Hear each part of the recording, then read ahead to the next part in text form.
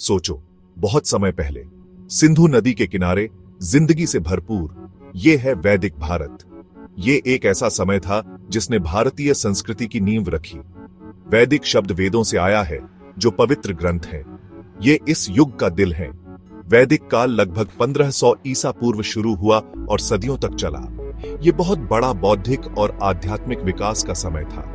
इसी दौरान वेदों की रचना हुई, जो हमारे पूर्वजों के विचारों और विश्वासों की झलक दिखाते हैं। वेद भजनों, प्रार्थनाओं और अनुष्ठानों का संग्रह है। ये 4 मुख्य ग्रंथों में बंटे हैं। ऋग्वेद सबसे पुराना है और इसमें कई देवी देवताओं को समर्पित भजन है। सामवेद रागों और अनुष्ठानों के संगीत पर केंद्रित है। यजुर्वेद में यज्ञ करने की विधियां बताई गई हैं। अथर्ववेद में रोजमर्रा की जिंदगी के लिए मंत्र, जादू टोना और भजन है। वेदों को शुरू में लिखा नहीं गया था। वे एक पीढ़ी से दूसरी पीढ़ी तक मौखिक रूप से चले आ रहे थे। इसी परंपरा ने इन पवित्र ग्रंथों को सुरक्षित रखा। वैदिक समाज वर्ण व्यवस्था के अनुसार संगठित था। इस व्यवस्था ने समाज को 4 समूहों में विभाजित किया: ब्राह्मण, क्षत्रिय, वैश्य और शूद्र। ब्राह्मण पुजारी और शिक्षक थे, क्षत्रिय योद्धा और शासक थे, वैश्य व्यापारी और किसान थे और शूद्र मजदूर थे।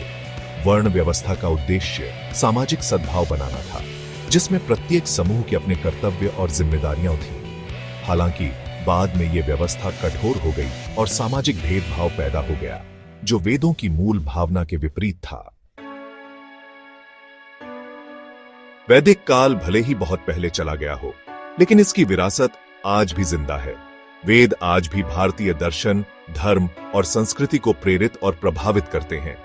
कर्म, धर्म और पुनर्जन्म की अवधारणाओं की जड़ें वेदों में हैं। आज भी भारत में प्रचलित कई रीति रिवाजों और परंपराओं का पता वैदिक काल से लगाया जा सकता है। वैदिक विरासत एक समृद्ध परंपरा है, जो भारतीय समाज के ताने बाने में बुनी गई है।